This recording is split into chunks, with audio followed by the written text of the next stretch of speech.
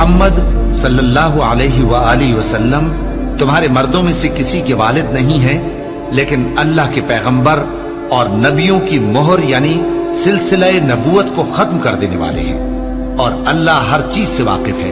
اے اہل ایمان، اللہ کا بہت بہت ذکر کیا کرو اور صبح و شام اس کی پاکی بیان کرتے رہو۔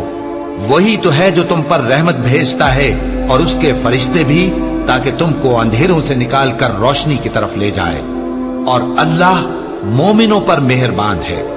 جس روز وہ اس سے ملیں گے تو ان کا تحفہ اللہ کی طرف سے سلام ہوگا، اور اس نے ان کے لیے عمدہ ثواب تیار کر رکھا ہے۔ اے پیغمبر، ہم نے تم کو گواہی دینے والا اور خوشخبری سنانے والا اور خبردار کرنے والا بنا کر بھیجا ہے، اور اللہ کی طرف اسی کے حکم سے بلانے والا اور چراغ روشن۔